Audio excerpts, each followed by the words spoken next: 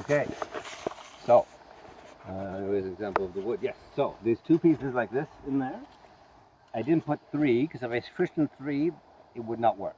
You're gonna need airflow. So three big pieces like this won't work. Two pieces like this, well, and a bunch of small pieces. We'll see how well it works in a second. I think so. And then so on top of that, I put leaves. Earlier today, I was experimenting how it works with leaves, and if you put leaves in loosely, it works like a dream. Takes 2 seconds, and you get rid of the leaves in the yard and make biochar. It's great, except that you'd have to do it for a yard like this. So what's behind here? I mean, you would have to do like I don't know, 30 of these. It would still only take a few hours, but you know, you'd better get a really big one because if you push it all down, it doesn't work. So, but as Julie mentioned, it's if you keep your dry leaves and just use it instead of paper, like we're doing now, that should be perfect. Because I have, you know, the two big pieces like this, some pieces like that, some smaller pieces, and then this on top instead of paper, and then this as kindling up top. So let's open up the door and let the sunshine in, or in this case, the fire.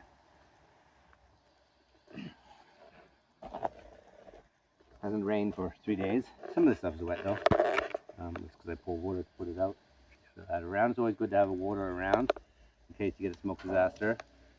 Also always good to have paper around. So this is not perfect. The other day we did a few ones that were perfect without any smoke at the beginning. Maybe not enough air is getting through. There's no 3 big logs. So I'm actually going to, I'm throwing a bunch of other. This is really bad for the environment. This is what you want to avoid. So hopefully this won't last long. And the cops might come if you have a balcony. You have this kind of stuff. And you're going to flame going. So I think I'll use some paper. This doesn't work. Maybe, oh, see, but now it's working, right? So I just need to have a bigger sort of flame, a bigger sort of teepee of leaves. So what's happening is that you have some air coming in here. Right now, not that much. When you want more, because when you don't have enough oxygen, you get smoke. But the whole point here is not that much oxygen, and then you don't get combustion. You get the heat separating the gases, hydrogen, etc., from the wood. They don't burn till they get up top, and they get into these little air holes because the air flows up here, it shoots in there, and makes a nice clean burning gas flame. But at the beginning, you have a sort of regular fire on top, and so if you do that right with enough air, with enough teepee, you don't get smoke. This was an experiment, and I could have done a better job, but I mean, whatever. It wasn't that much. It wasn't very long, and now it's sort of a regular amount of smoke. At one point, it was an above average amount of smoke. That's why I think it's always good to have paper around, and also water in case there's a real, like in case there's tons of smoke and you can't. But once you know what you're doing, you're not experimenting with new systems. It's very easy. It's just them experimenting with leaves, which worked great. The first time I did just with leaves all the way through, it worked great, but not if you pack them down. And I think the fire will keep on going now, and the flame will definitely. And this is already charred. You see how it's still here?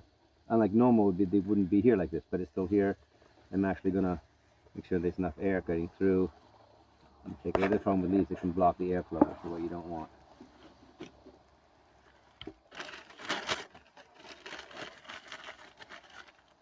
So still like, a bit of the old, stuff, light a fire, unless you're using gas or something, or starter fluid, you still light a fire like any other fire. This stuff's just kind of wet from using water to put out the fire earlier.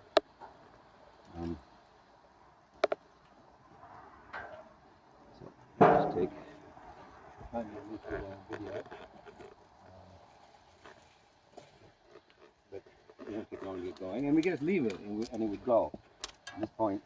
But I want to lower the smoke. I don't like any smoke, so I'm gonna do things like put on this kindling to make it no smoke. Also, some of the things were a little bit high, like this piece is a little bit high, a bit above the lid, which makes it smoke more. I mean, Benson wants everything to be below the lid, except at the beginning, for the fire like this, you want lots of oxygen. You can see the gasification starting a bit in the back there.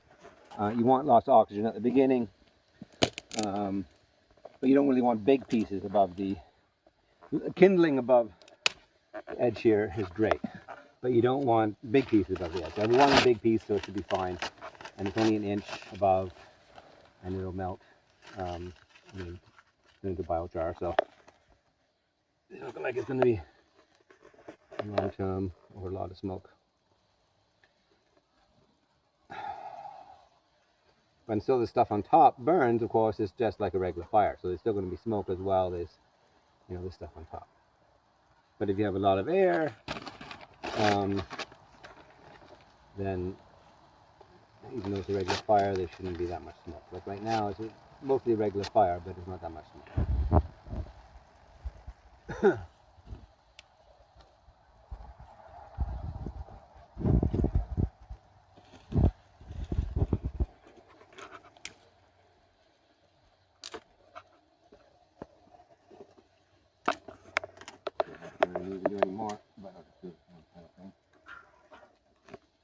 And there we go. Now it's a nice burning fire. And eventually we'll close the door here. But we certainly don't want to do that yet. It's just not being good fire. And just later on you see the blue flames and the air coming out of the gas burning. And there you can see a little bit in the back already, gasification. But you know, it's not hot. Like this is not hot at all, right? It's got to be hot below, and then it's getting hot up here. But the fire is only here, you know.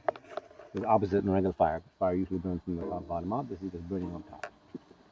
But it's getting extra gases from the lower end. Like obviously there's regular fire up here, kind of, but you get more gases up here, and not so you get the biochar creation and the efficient. Now it's like pretty much no smoke, and the gasification is happening. Gasification.